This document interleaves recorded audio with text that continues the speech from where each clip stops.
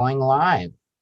All right. Good evening, everyone, and welcome to Chaska City Council meeting via Zoom for Monday, January 4th, 2021, our first meeting of the year.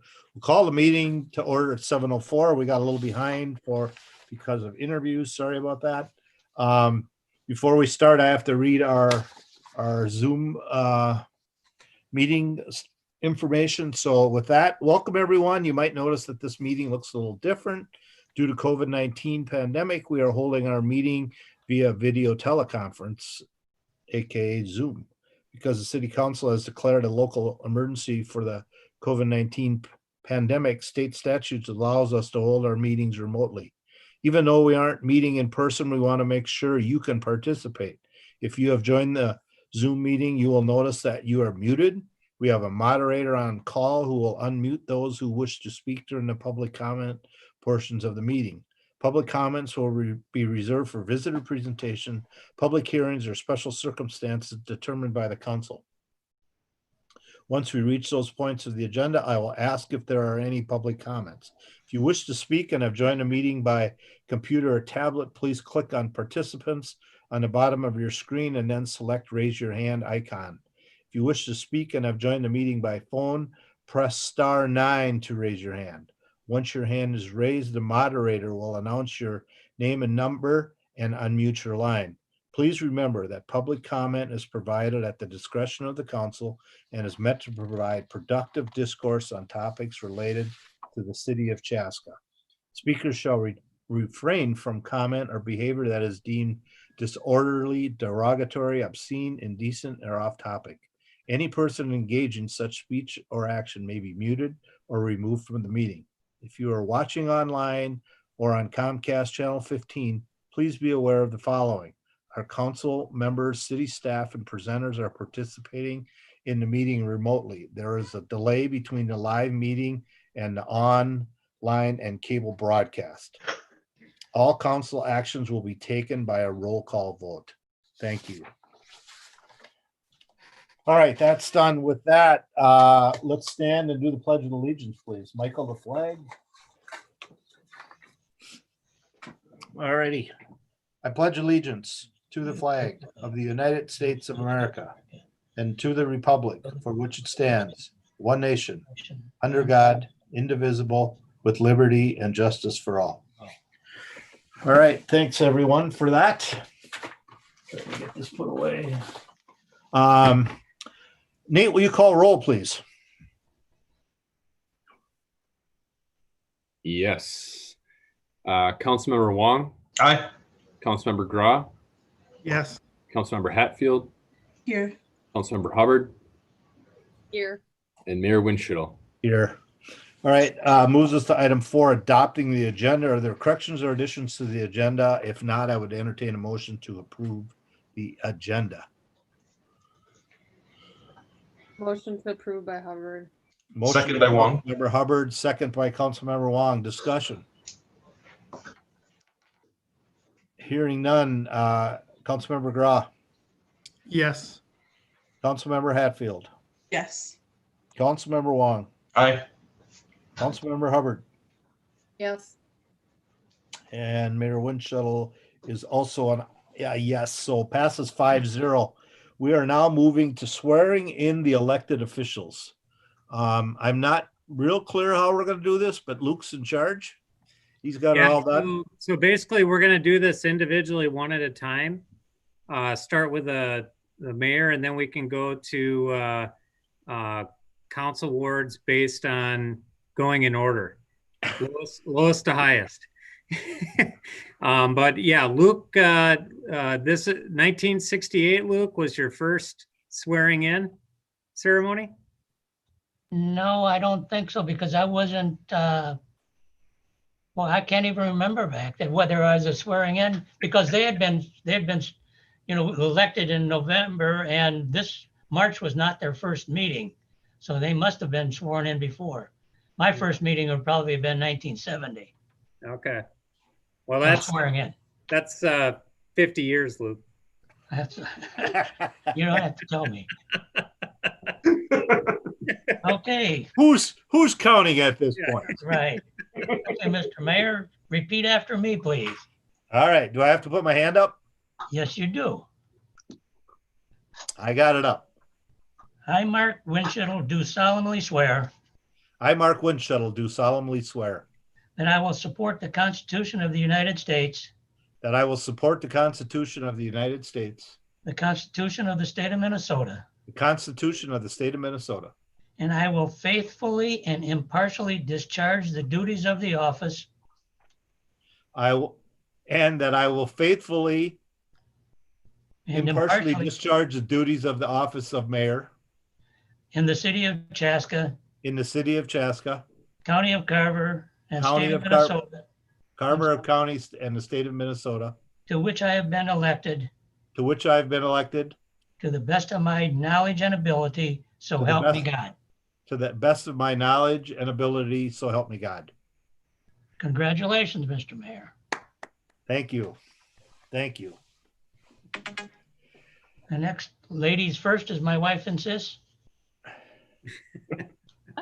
I, Taylor Hubbard, Oh, do solemnly swear okay. I, Taylor Hubbard, do solemnly swear that I will support the Constitution of the United States, that I will support the Constitution of the United States, the Constitution of the State of Minnesota, the Constitution of the State of Minnesota, and that I will faithfully and impartially discharge the duties of the office that I will faithfully and impartially discharge the duties of the office of Ward 2 councilperson of Ward 2 councilperson in the city of Chaska, in the city of Chaska, of the county of Carver, of the county of Carver, and state of Minnesota, and the state of Minnesota, to which I have been elected to which I have been elected, to the best of my knowledge and ability, so help me God.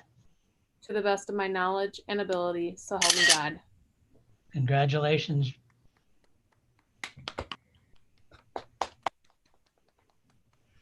Okay, Congratulations. Councilperson Wong.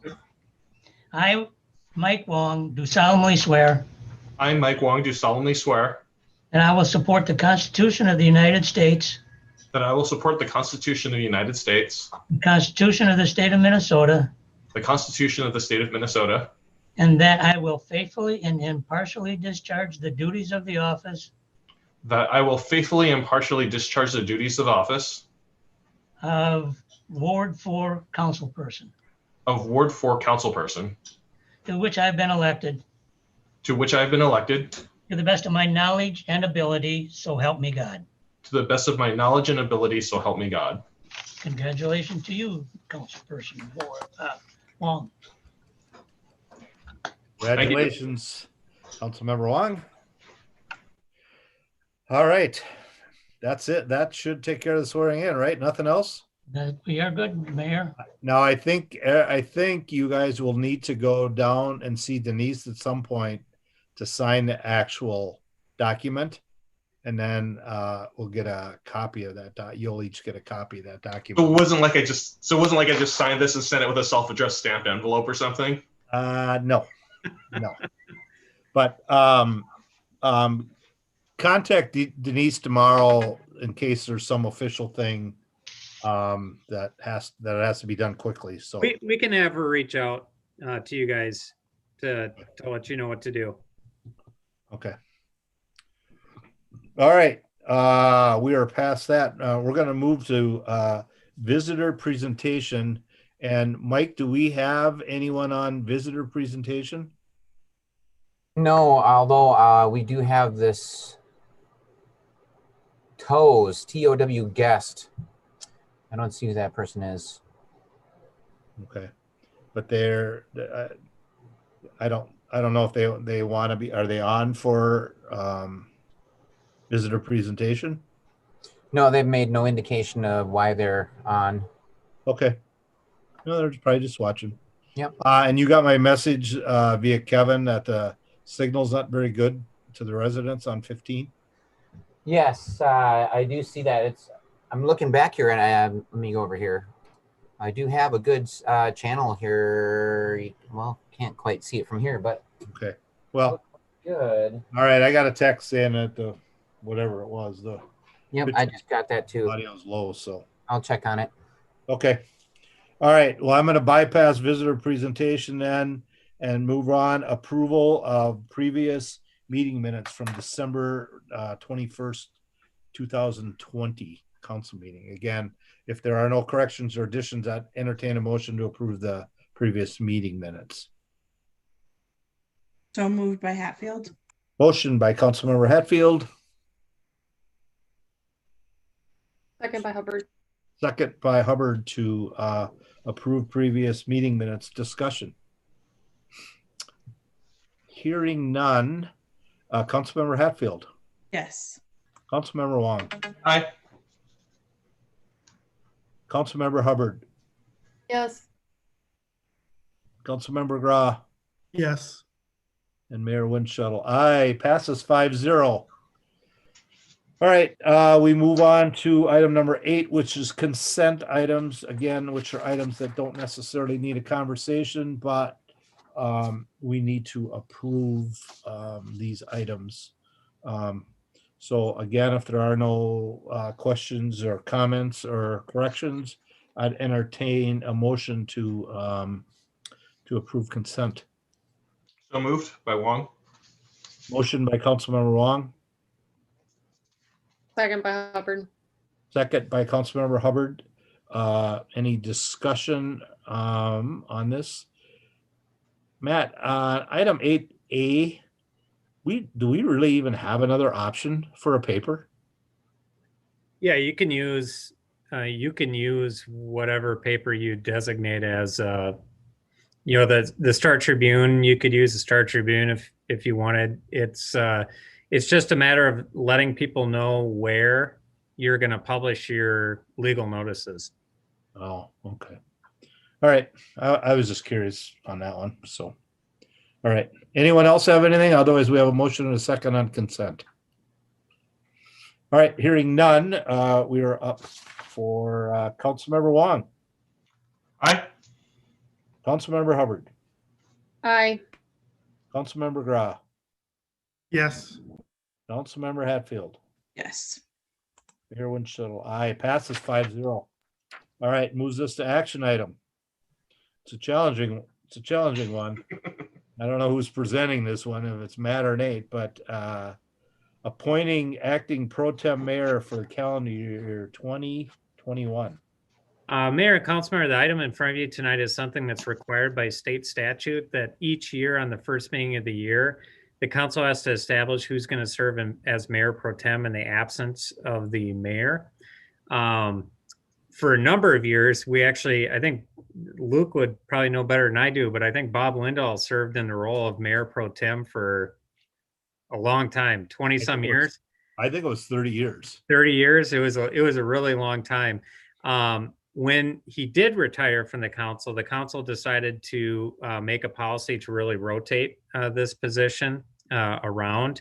And it's based first on seniority, but then on which ward has not had that the longest. And actually, until you guys came along, that was the only time this policy became challenging, because all of you guys were new and two of you came in at exactly the same time. So we had to go back to which ward had not had it for the longest, which this last year in 2020 was Ward 1.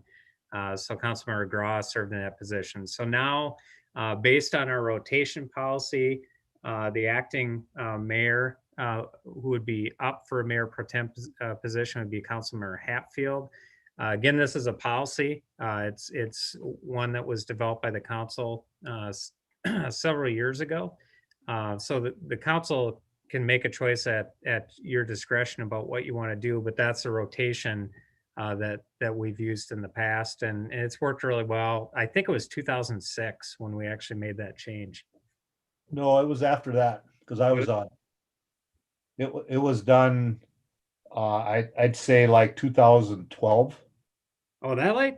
I didn't. Yeah, think because I was on and I remember having those conversations about how to do that. Yeah. First year we just did senior, and then it was like just started having a conversation that we should be rotating that to give everyone an opportunity. And so it was probably 12. and could have even been 13. Yeah, So now you can see that I'm aging. because there was even, I think, I don't have it in front of me, but I think there was even something in there that you didn't have to do it if it was, you had to be on the council for 2 years. Yes, there actually is that in the policy. Obviously, that wouldn't work really well the last time that we did that. But that is in the policy that you also had to serve for 2 years prior to that. But we're back sort of on schedule now. And yeah, it'd be Ward 3 that's up for this year. Well, Councilmember Hatfield, you up to the challenge? Yeah, I guess I read it and I was like, it feels like literally yesterday that we were talking about John doing the, or Councilmember Grau doing this. So it's crazy that it's been a year. I guess that's the pandemic for you, but.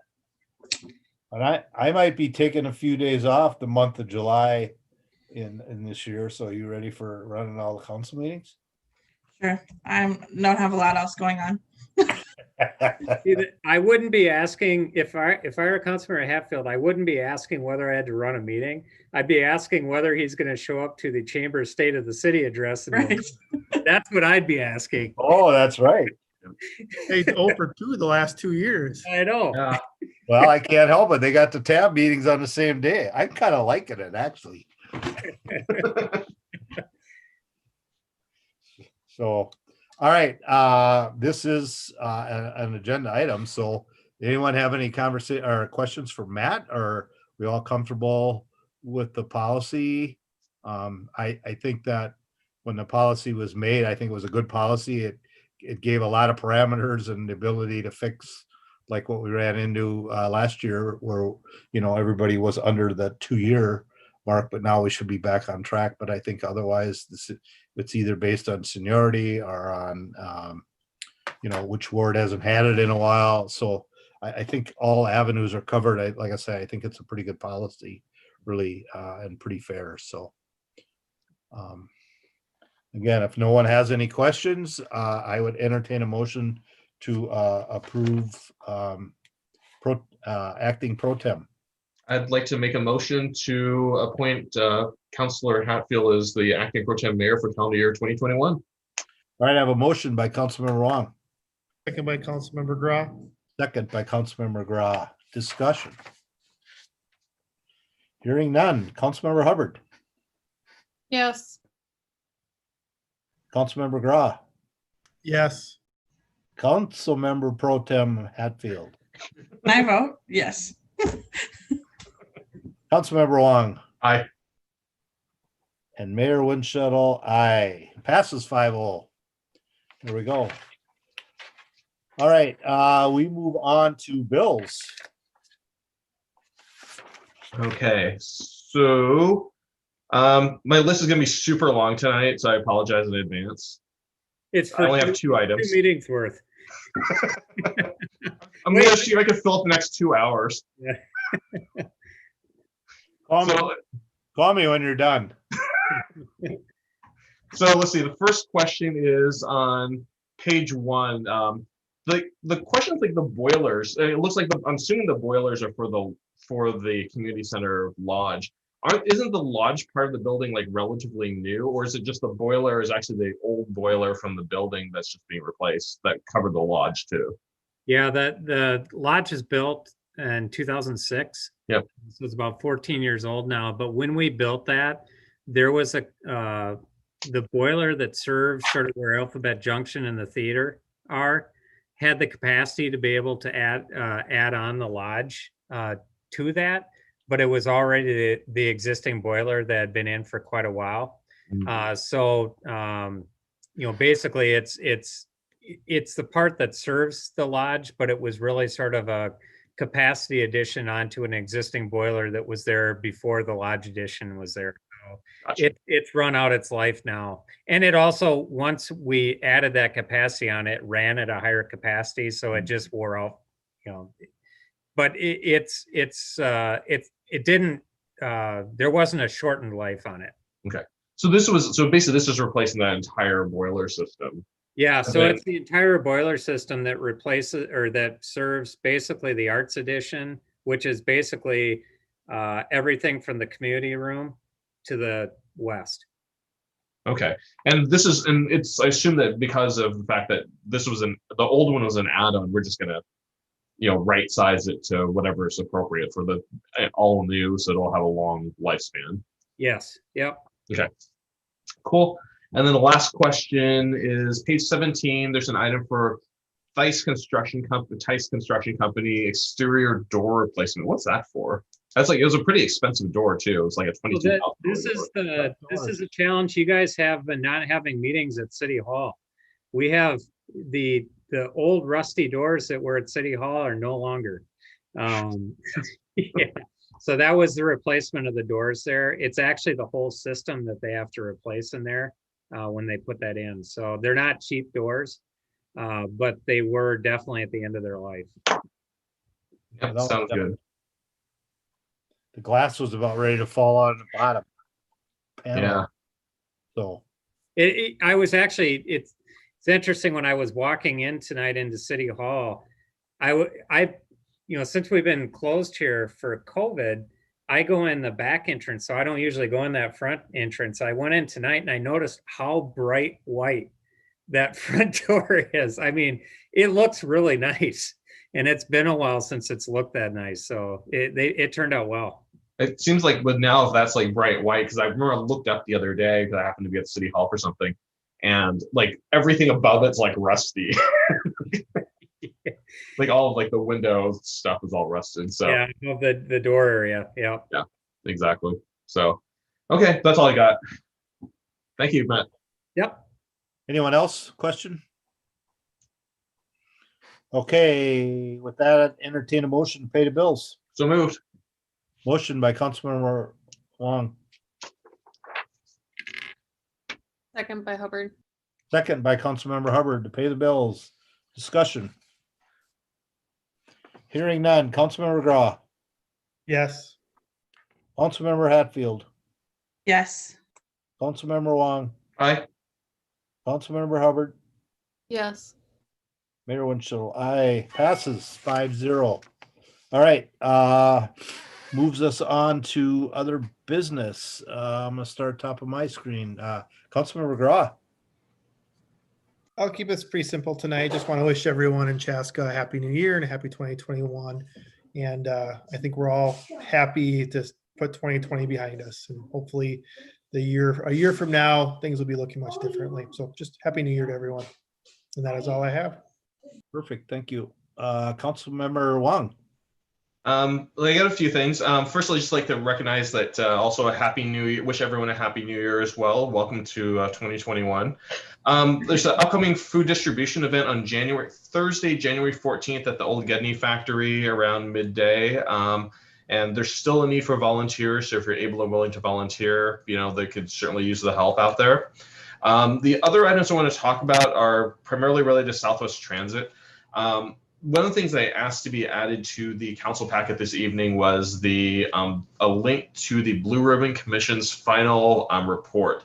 Overall, just a summary for everybody here is that this was the report that was the result of the Blue Ribbon Commission. That was an executive order from the governor to form a commission to look at governance of Met Council, as well as regional transit. So this report, we had a lot of significant concerns about it based on who was on the Blue Ribbon Commission, as well as a lot of things that were being discussed. But overall, the general report was from our perspective fairly satisfactory. We didn't find that there's anything that was just like take the legs out from regional transit. But one of the things that did bring some concern to us was that one of the recommendations in the final report was to use the COVID-19 pandemic as a possible justification for restructuring and refinancing regional transit within the metro area. And what's interesting about that statement, when you find it in the report, was that statement was never actually discussed. If you actually go back and read through the minutes and actually listen to the actual testimony or go back and watch the video of the discussion from the Blue Ribbon panel. It seems to be an artifact of something that was represented by Met Council staff who seems to have like worked its way into that, even though it wasn't discussed in the public forum, but yet that was the final report. So just want to point that out. The other thing too was that one of the other recommendations for Blue Ribbon Commission was that they're recommending a 5-year sort of an audit or efficiency review by an outside group to look at the effectiveness of regional transit. Now, based on the way that Southwest Transit operates, the agency, and we're a member community of, has been really, really efficient in terms of, very frugal use of tax dollars, very entrepreneurial in terms of generating revenue internally through things like, like advertising and contracting services, doing consulting for other groups to generate revenue that we can put back into the system so we don't need as much taxpayer money. So one of the things so we feel pretty good about how we would fare in terms of any sort of like a review or an audit. But, I did want to, call out that that's one of the results that we'll probably in 4 or 5 years, so you're starting to look at one of those reviews that we'll have like every 5 years or so. One of the other things that's been going on is because that we know we've had challenges with protecting the transit services independence. We've been meeting with legislators. So I've been on meetings with a number of legislators, along with Lynn Simich, who's the CEO of Southwest Transit, and our vice chair, PG Narayan, who's from Eden Prairie. And so we've met with Senator Coleman, Senator Nash, Senator Swedzinski, Representatives Bowe, Representative Elkins, Representative Morrison, and Representative Pryor. So we've been busy meeting with them, trying to help educate them on, what our transit agency brings to our communities and how important it is to make sure that our communities can serve this agency can serve our communities, and how important it is for the members of our community to have this service available and to have the quality of service that it has provided to us. So we've been spending quite a bit of time on this, and we have like 3 key legislative areas that we're really trying to emphasize here. The first is autonomy, that we want to make sure we continue as member communities of Chaska, Chanhassen, and Eden Prairie to have the autonomy to direct our own operations. And we'd like to be able to do things which we can't today, of doing things like setting our own fares and things like, being able to own our own vehicles. Just technically, the vehicles are actually owned by Met Council, and right now we can't set fares. So one of the examples of that is that when we look at state fare service, state fare service, we have the longest state fare haul from Chaska or even Carver, depending on where it starts out from, going all the way down to state fare. And one of the things that the thing we basically charge for is, fuel to get these buses all the way down there. But that was before, a couple of years ago, it was $8 for a round trip, $4 there, $4 back. But Metro Transit and Met Council said, you can't charge that because we're only charging $6. Well, they're charging $6 to get from downtown Minneapolis to the fairgrounds, or to get from, maybe Bloomington to the fairgrounds, not all the way out here in Chaska. And so they were trying to impose their fare structure on us, even though it didn't make economic sense. So we had to, one of the things we did was, because we had to match that, since we had planned their state fare service already, not this year, but last year, we actually charged $2 in parking, so that way we could recoup some of that, even though that it wouldn't recoup it all per passenger, since people carpool. So we still ended up losing about $30,000 because of it. Otherwise, normally it's closer to break even, or we make a few extra dollars, but nothing ever big. It's really just enough to be able to break even for the most part. But we'd like to be able to maintain control so we can effectively charge what the right value is that delivers the true value to paying passengers. Or things like maintaining existing MVES, which is the motor vehicle sales tax funding, and reserves, so that way that we can not have to draw down our reserves. So for example, if you go back to 2008, when there was an economic slump, Met Council said all of the regional transit agencies have to basically draw down their operating reserves, which are usually 25% of your budget, and basically run those down to almost exhaust those before you get any money. So the problem is that, that put us in a kind of this fiscal, not quite a hole, but put us in this really poor fiscal position for operations, because we had to basically, use up a lot of extra cash. So one of the things that we're also advocating for is that, protecting this, because, if, the pandemic continues or goes longer than we expected because the vaccinations take longer or something else unforeseen happens, we want to make sure we have the operating reserves to be able to continue to operate as we need to. But ultimately it boils down to, being able to manage your own budget, because we've been able to manage a budget well. So we should be able to manage it the way that we see fit to, against our member communities. And the other piece too is that this year we're also not going back and asking for additional funding because A, there's a pandemic, but B, we've also been able to do some things pretty aggressively, like when the pandemic first hit, we actually furloughed a number of drivers fairly early on within the first couple of weeks of the pandemic because of the nature of our service. So because we were able to do that, we were able to cut our costs fairly rapidly out of the gates. So we didn't get hit nearly as hard as some of the other transit agencies, and also the motor vehicle revenue invest revenue that was coming in was still pretty strong too. So that said, we're not asking for additional funding this year, but wanted to let everyone know that from a fiscal perspective, we're still in good shape for this upcoming year, as long as we don't have some mandate coming from another agency saying we have to draw down our reserves, and that could change things dramatically for us. An update too, that since we had that one meeting with the MVTA board about having a merger, that's the last thing that's happened still. With the exception of that, we had a regular board meeting, and in that last board meeting, the Southwest Transit Board felt, it's okay to let the executive team continue to do let's Len and his team continue to do more investigations with MVTA staff.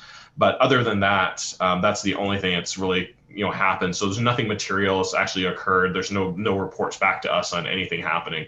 Part of that is actually because of the red line. So I'm not sure how much you guys have heard about what happened with red line. Are you guys aware of it?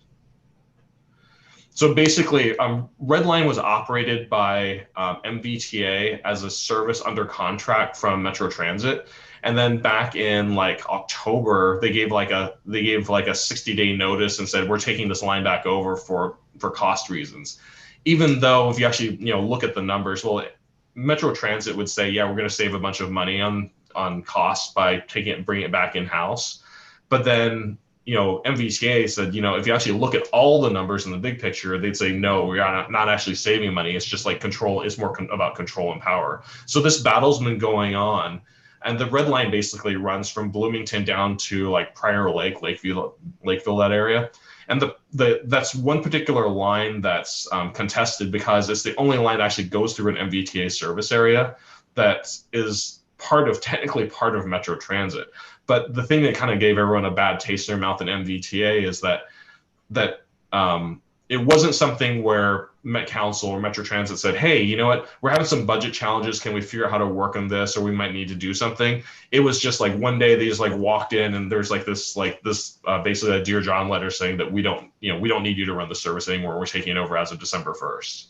So I think there's a lot of people there's a lot of consternation about it, both within MVTA as well as county and city elected officials, as well as some state senators and or state legislators. So that's been kind of a big deal. They've been dealing with that. So that's kind of sidelined some of our discussions in terms of anything that's been happening, because they've been focusing on trying to deal with that. But that's one of the concerns there is that could that happen in other places, and could that happen in other parts of the Twin Cities? So that's one of the things that we just wanted to share, because that's what's happening over there at MVTA and it's affecting them pretty significantly. The other piece of it is that is the only other two things I want to add is that we've also received from Southwest Transit $2.5 million in CARES funding for transit. That should help us get going in 2021 this fiscal year. So with that funding that kind of helped us out, that should put us in a position to be able to continue to grow our service starting from hopefully end of Q1 to the end of to Q4, knowing that it's not going to be like one of those things where suddenly like in one day people are going to start riding the bus again.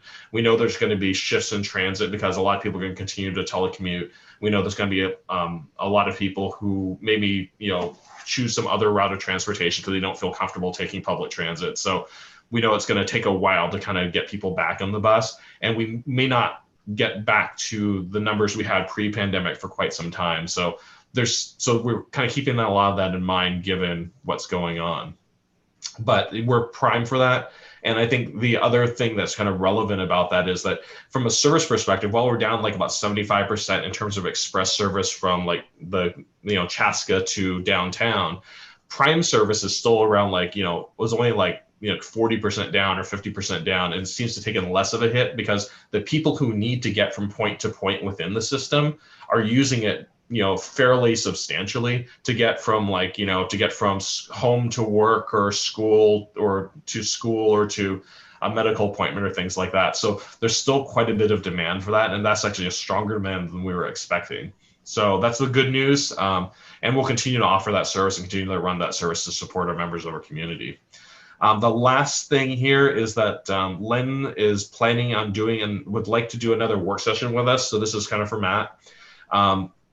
So Matt, expect he's going to reach out to you in the next day or so to schedule some time to basically walk us through, some of what's going on in more detail. And I think that ultimately one of the things he wants to accomplish is that he'd like to really kind of get our read as a council on where do we stand in terms of potentially doing a merger with MVTA and get our feedback, because ultimately at some point it's going to be one of those things where, if none of the member cities want it, we're not going to do it. So it's a non-starter. So we might as well just stop where we are. If it's something where like everybody's for it, okay, great. But it's one of those things that this is kind of about the right time to at least now they kind of like put some feelers out to say, okay, from a member city perspective, here's the pros, here's the cons, and let's take a look and see what makes sense. So he would like to set up something, may have a work session or something like that. So Matt, I think I'll be reaching out to you next day or two. And the last thing is I saw on the minutes from the last meeting, it sounds like Luke is going to be, moving into something more cozy and comfortable than hanging out with us on Monday nights. That's what I hear. No, actually, he's going to stay with us on Monday nights. Ah. Just no longer going to be the title as city attorney. Oh, okay. Do I have that correct, Luke? Correct, but it may be 3 months or a year. It's until the firm has got a headhunter out there trying to locate another, kind of a lateral move that could come in and take over without much preparation or, experience. Learning. He would know it all, or she would know it all. Mm-hmm. So it could be, June. It could be next January, but it's. I won't be doing any other work other than just coming to the council meetings. Nice. Very cool. The headhunter keeps on calling Luke. I don't know. No, it's time to give up. It's 82 is long enough. Mm-hmm. Yeah. Well, it's certainly been a pleasure serving with you. Well, I've loved this job. Most people don't hang on to something this long, but it was a great client, and it was actually fun to become part of this city and watch it grow, and do some of the things that you did to I hope help the city. Mm. But it's a good place to live. There's no question about that. Well, thank you. And I'll sure look forward to serving with you for some while longer. Well, it won't be much longer. Certainly not. Until that day, you're still ours. Yes. Yep. Yes. Don't forget it. So, all right, Michael, you're done. I'm done. Thank you. Okay. And again, condolences about your mom and about your dad and everything. It was very tough with the COVID situation. Wasn't able to get back to see his dad before he passed, and that'd be very challenging. So condolence to your family. Yep. Thank you. I never would have imagined it would have ended up like this when the day came. Yeah, it's always bad when that day comes, but this is worse when you're you're kind of tied down. You can't do anything, and you Yeah. really still haven't been able to get out to see your mom and stuff like that. So Yep. I think you're still restricted, right? Yep, and California's lockdown is like super restrictive right now. So they're basing their lockdown numbers on ICU capacity. So like you probably heard on the news that some parts of the state are down to like 0% ICU. So if you got in a serious car accident or something, there's no place to go. So right now, like Northern California, they're down to like single-digit ICUs availability because of so many COVID patients. So, it's one of those things that's kind of like, it's a little scary going out there. And, even then you'd be under a mandatory 14-day quarantine. You can't even leave the hotel. So it's, you're basically breaking the law if you leave the hotel the first 14 days, and you can't book anything shorter than 14 days because they require you to basically book something the length of the quarantine period. So yeah, it's trying to do everything remotely right now. Yeah. It's tough. Well, again, condolences. That's tough. It's tough enough, but then to have this situation just makes it that much harder. So, For sure. Thank you. all right, Councilmember Hubbard, you're next. Just wanted to highlight that the Emergency Business Support Program has reopened again through Carver County CDA. Their information's on their website, but this time it's up to $20,000 grants, using for payroll, rent, mortgage, utility, payment to suppliers, property taxes, and other critical non-payroll business operating expenses. So there's, eligibility requirements and obviously an application process, but I just encourage any businesses that, especially the ones, it sounds like maybe they're getting the priority, the ones that were shut down by this latest executive order in some sort of capacity. So just encourage those businesses to apply. I'm sure it's fairly simple as it was the last time, and use those funds to keep your business going. So, and that's really it for me. Okay, thank you, Councilmember Hatfield. Oh wait, excuse me, Pro Tem Hatfield. I have to get that straight now. We don't have to call me that. I'm looking at my notes and I wrote MCK Day. No, MLK Day. That's it. Okay. Sometimes I write MCK for myself.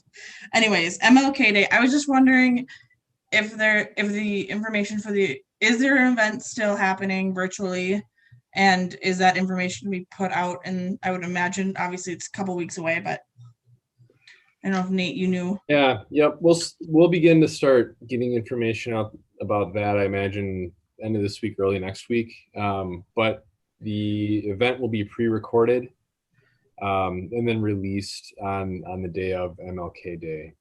So unfortunately, we're not able to do in person, and with the event being more of a observation type of a thing, there's not, at least historically, we haven't had sort of a two-way conversation going with that event.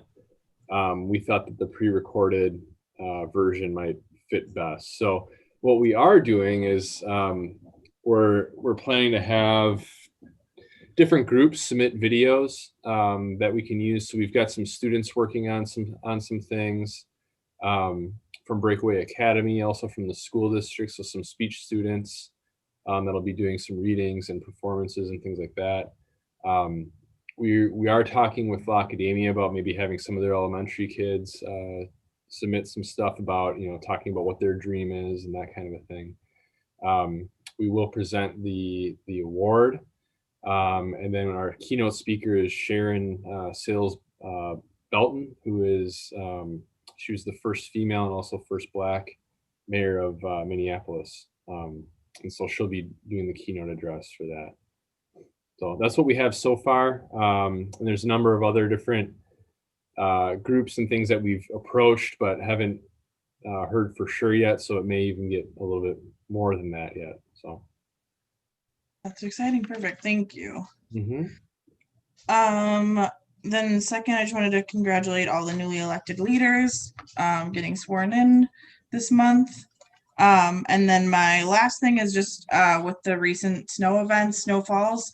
There's this nice little pamphlet called Getting to Know Our City Code on the website.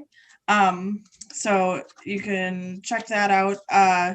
It is just a good reminder with snow. I think it gets confusing because it does say 24 hours after a snow event not to park on the street, and then talks about odd even. So just, I think the primary probably takeaways to just try and get your vehicles off the street and not impede the snow removal process. Yeah, I just wanted to remind about that. I don't know if Matt or Nate, you wanted to add to that, but I just wanted to make sure to mention it since with the weird holiday, I got some questions on it. But I know our residents are always very, very grateful for our snow removal. But I saw some questions on the 24-hour versus odd even, and I think that was confusing, but makes sense. So just get your cars moved, basically. Yeah, the one thing I will say is that we tend to have areas that tend to be sort of repeat problems with cars parked on them. And so we do a lot of going out and talking to people in the neighborhoods between snowstorms. You know, I used to live on a street that there was a lot of cars that parked on the street and they never moved.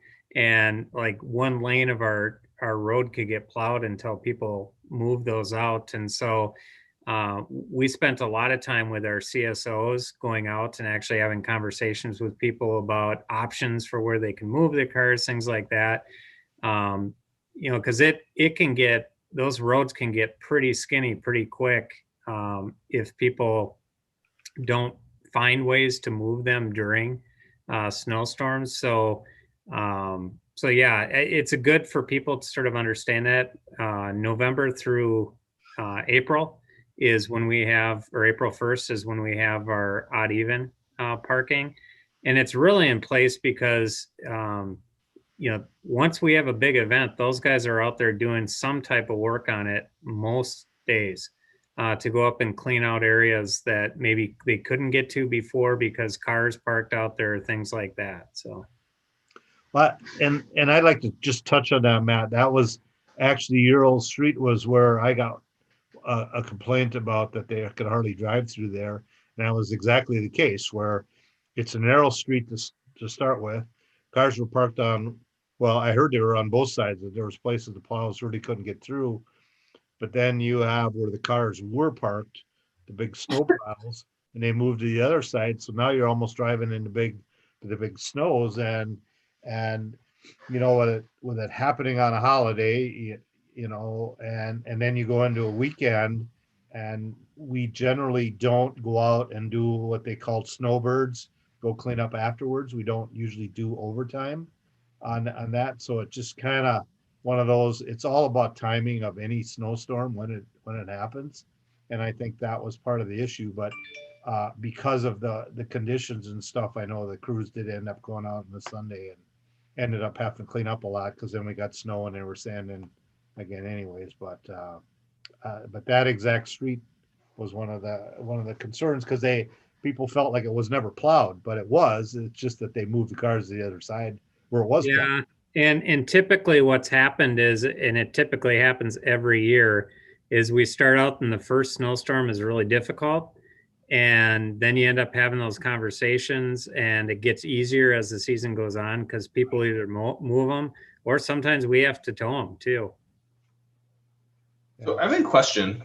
So I remember a couple of years ago, I was talking to some residents over at Stanford Circle, which is off of Friendship Lane. And they had an issue with snow removal parking because their houses are all sequential. So it'd be like 1101, 1102, 1103. So there's no odd even parking because all the houses are the same on one side of the street. But the houses are just in sequence on that side of the street. So how did that ever get sorted out with them? I think that in Olin Court, which is kind of like a little court inside of there too. You know, I've never heard that particular issue, so Yeah. I'm assuming it got resolved. Typically, if it hasn't, I hear about it, but I can find out about it. Yeah, That'd be the same I mean, there's lots of places. Yep. That like Stoughton, all of Stoughton is one side, so Yep. you couldn't park. So I think that's probably pretty common. Yeah. I think when it came up for me before, it was just kind of mentioned like just move to a cleared space at least. I don't know if that's still a good message. Yeah, I mean, I think it's just one of those things. It's just wanted to make sure that they're, because I think they were feeling kind of miffed because they were like, I moved the car and then it's like I can't move it to one versus the other because it's like it doesn't make sense. It wasn't clear what they were the expectations were of what they were supposed to do, and they felt like they were getting in trouble for not having a place to park. So there was definitely some frustration for a couple of residents that I talked to over in that area, but just wanted to make sure that was taken care of, that that they have a clear direction on what the appropriate thing is to do. But I think it may be applicable to other places in Chaska, like Councilmember Hatfield mentioned. The one thing I will say, I'm so proud when I see what the guys are able to accomplish out there, is having used to live in Minneapolis and St. Paul, it's so incredibly different. It's there you'll go the whole winter before they actually get to the sides of the roads and stuff. So there's no question it becomes difficult when there's parking on the road, but there's lots of conversations that occur over the winter that usually work those types of issues out. So. Okay. All right. That's all I had. Okay. All right. Thank you. John, you move now. I already talked to you, right? All right. Nate, anything? No updates for me. Okay. Happy New Year. Thank you. Part-time guy, Luke, you got anything? You got to unmute. You got to unmute, Luke. There you go. Nothing other than Happy New Year and be safe. Okay, perfect. Matt? Just two things. Happy New Year. Second thing is good news. What started for us last week is we did start the vaccination program with our employees last week. So there was a group of our firefighters and a group of our police officers who were part of the first group that were able to go through there. We focused first on patrol officers for the police because there was a limited supply of vaccines, and then I believe it was 24 of our about 40 firefighters that were able to get their first dose. It sounds like there's going to be an additional shipment next week, which we'll be able to pick up. There was one additional firefighter that desired to get it, and then we'll start moving into our other police staff. And now we're starting to gather information on sort of the other, what we call 1B group, which would be our public utilities, public works, and building inspection departments to try to go through there. So we're seeing right now probably about the same percentage. We're not able to make it mandatory for anybody because it's still under an emergency order.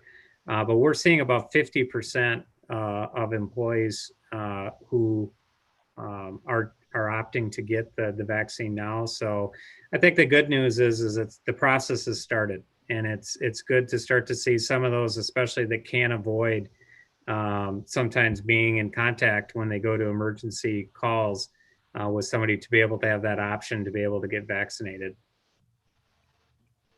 Agreed. That's all I have. All right. I think that's everybody. Mike, you got anything? TV, Mike? No, good to go. Okay. All right. I got a few things too. I was going to mention the vaccines. I was happy to see that happening. I'll be happier when we get all of our public service people vaccinated. It was a little disappointing when other counties have been able to get all of their staff, and we only got a limited amount of dosage, but hopefully that we'll be getting that soon and take care of that. So keep moving forward and getting to that next group. And no matter how hard you guys on council think you're going to be in the early groups, we're not there. I've had people say, I well, can aren't tell you you, gonna get it? nobody on this screen Yeah. is in the first groups. Sometime in July, we'll all get it. So hopefully not. Hopefully long before that. But so anyways, that the other thing Councilmember Hatfield just touched on it briefly, but I would like to thank some outgoing elected officials. First, Senator Jensen. He was, sometimes was maybe considered a little outspoken, but I believe he spoke from his heart generally and felt that it was in the best interest of the public. And I thought I always respected him for that because he felt that he was doing everything what he felt was right for his constituents. And I know it was some frustration that he opted not to rerun for that position, but I think he was good. He worked with us on a number of different issues that we had and helped us out. So I just wanted to say thanks to Senator Jensen, and Julia Coleman now is our new representative. Hopefully we can get her to come in and at least introduce herself, say hi. I don't know if Matt, you're writing something down. Are you going to try to reach out or? Yep. Okay. Otherwise, I was going to come in and at least say hi and introduce herself and a little bit of her thoughts. I know she is on transportation, and that's generally our number one issue that we're down at the Capitol about. So, but probably maybe not quite as much now. We got the interchange put in. That was a huge one. We spent a lot of time at the Capitol, and that next leg of 212 will actually start up this fall now, or not this fall, this summer, spring and summer. So they'll start building 212 out from Carver to Cologne. So those are some big projects, and I think we talked about this before, that we did very well with the Met Council this year as far as projects for our local area here. We got that. We talked a lot about it. The study on Highway 5 got funded, so they'll be doing a study from 41 to Victoria, I think it is, or at least Rolling Acres Road. They'll be doing a study on what the next steps are. We got money to do County Road 10, basically from Bavaria Road to the Community Center, Park Center Road, right? Yep. We got a SAFE grant for putting a tunnel under 41 for kids to cross safely. We got funded for, what's it called? The Yellow Brick Trail? Circle the Brick Trail. Circle the Brick Trail. And that is basically connecting the old rail line that left Carver that now comes to Chaska, then cuts down to our levee. Well, it'll now go through, and then with the 41 project, that tunnel will go under 41, and then it'll extend out and hook up with the Minnesota River Valley Trail. So we did very well this year.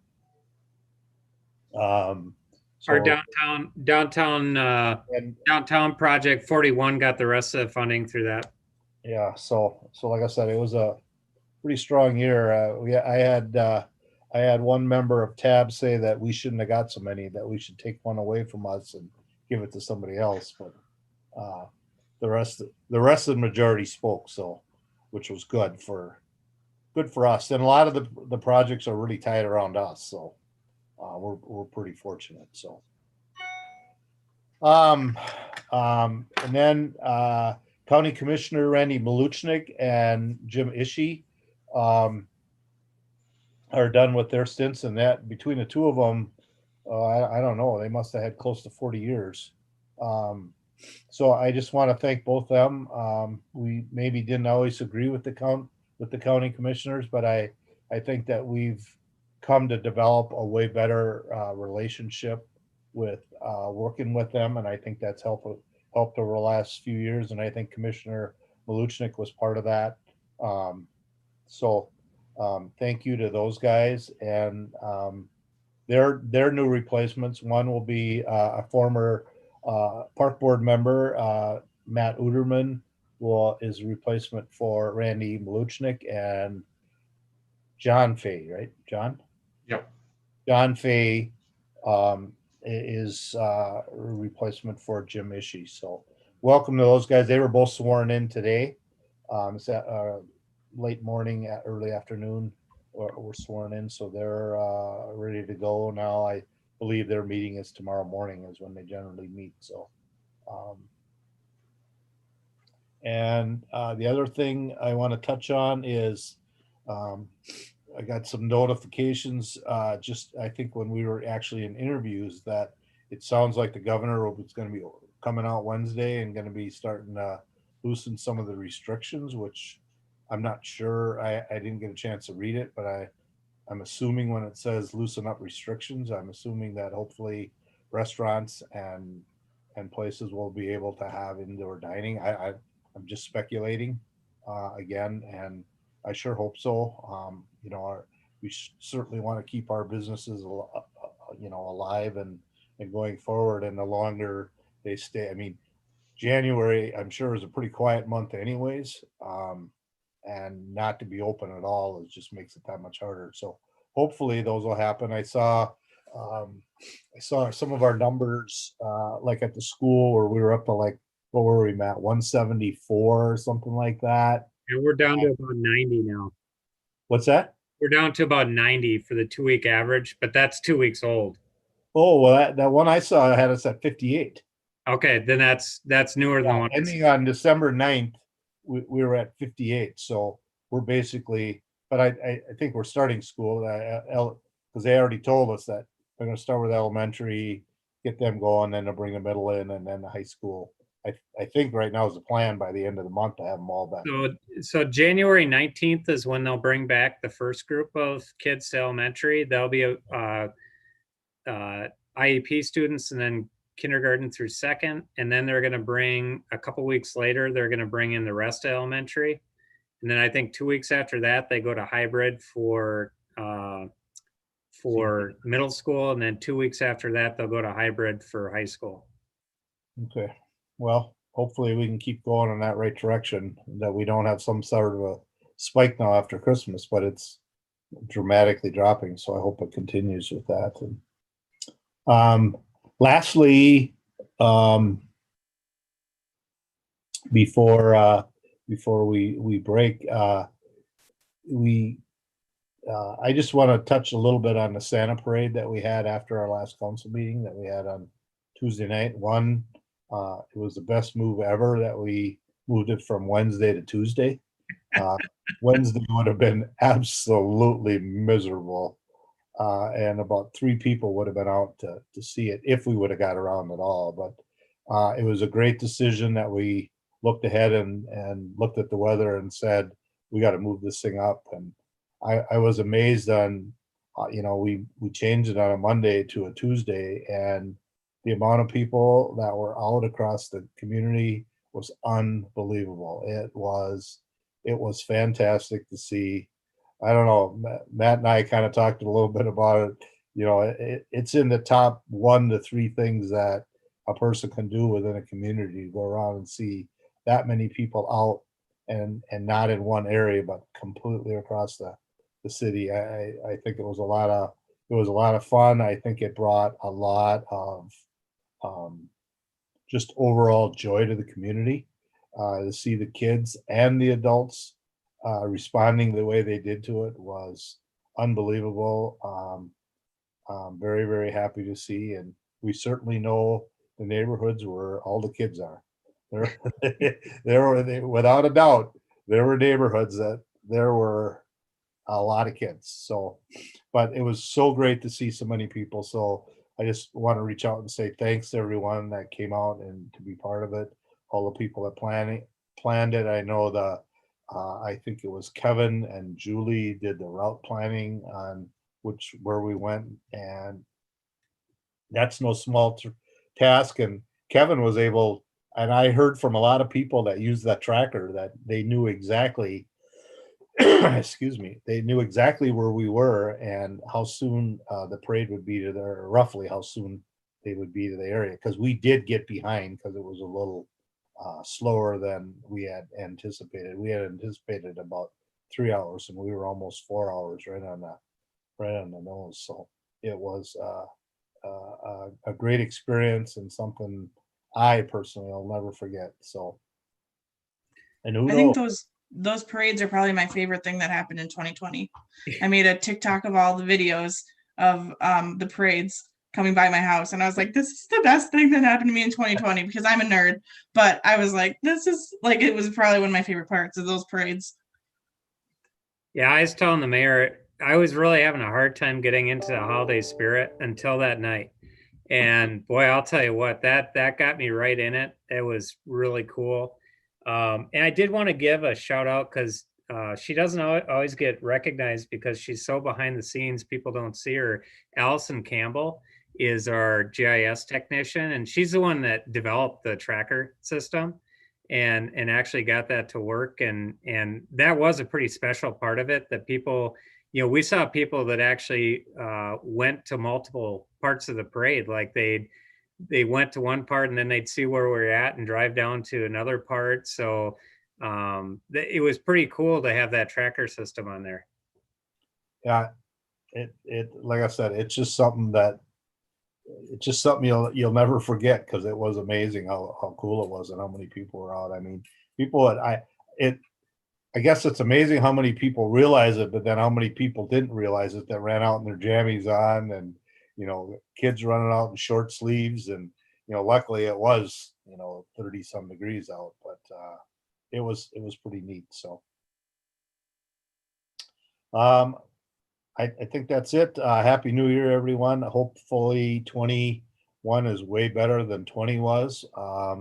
And we can loosen the restrictions. We can all get vaccinated that want to be, and hopefully bring some normality back to the world, whatever that is. I'm not sure. I wouldn't have the first clue what is going to be what we call normal in the future, but I just know that we'll get back to most of it. I think that I think some of the social distancing and the mask wearing might be more common now as we move forward and looking into it. Handshakes still probably are going to be gone, and things like that as we move forward. But and hopefully we don't get that new strain here that we have to give us a new bump again. So, but it's about all I got. Again, congratulations to all of the new our local appointees that were elected, and to Councilmember Hubbard and Councilmember Gra, or excuse me, Councilmember Wong on re-elections and being part of the council. Thank you for doing that. And again, a shout out to all the people that have signed up for commissions. And I'm going to leave that open, that we are still in need of people, that we can still let people sign up even though the deadline's over. I know we've done that in the past, and because we never know how many we're getting until we close.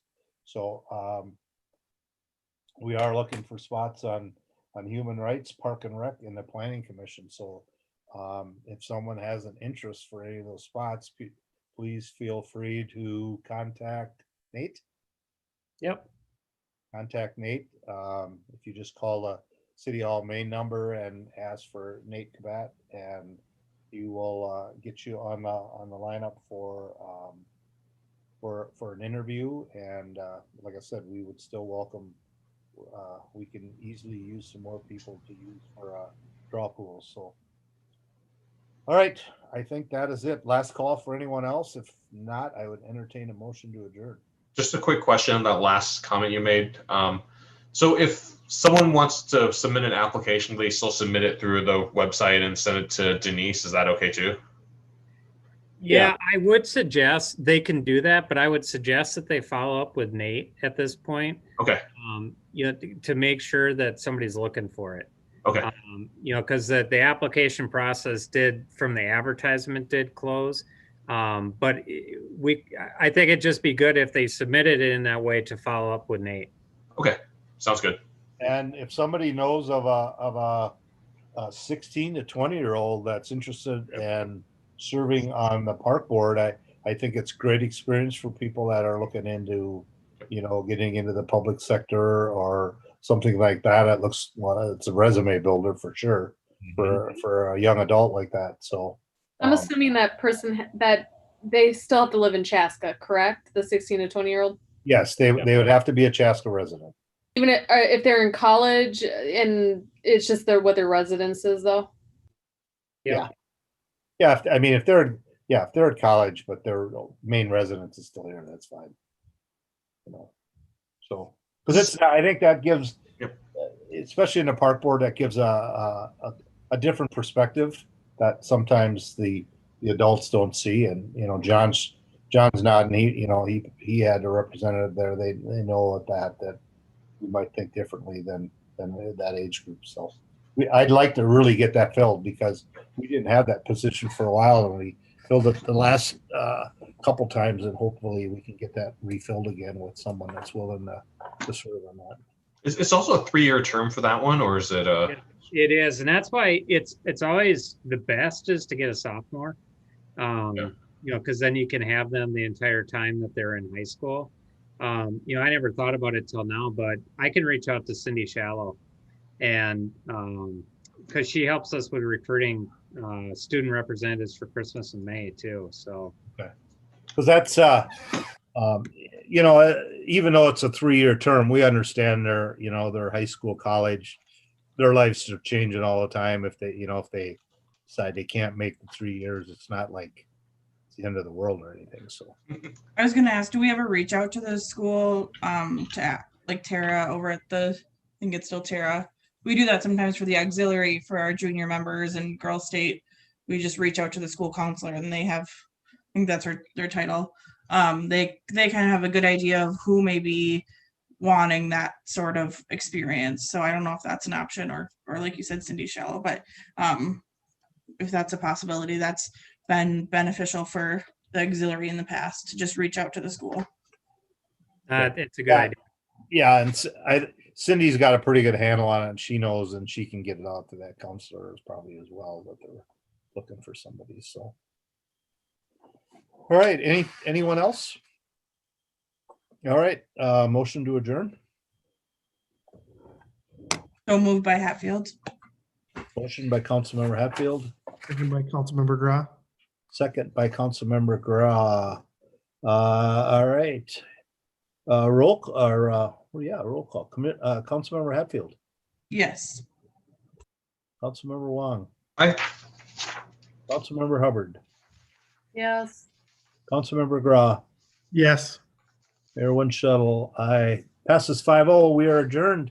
We'll see. I didn't get in a schedule. We got a Martin Luther King Day is the middle one, so we won't meet till the 4th Monday of January, which I'm trying to pull it up. 25th. 25th. That's right. So we don't meet till the 25th. So and we'll have 2 weeks in a row. And then February is the same problem. We have President's Day in the middle, so we'll meet 4th and 1st, and then 4th and 1st again in February and March. So. And we have a work session. So we have a work session for the interviews, but then in February there's no work session scheduled, correct? Not yet, but I wouldn't say it's off the calendar because there's some things we may bring back. Okay. Yeah. Okay. We better get out of here. We adjourned. Night, everyone. Thanks.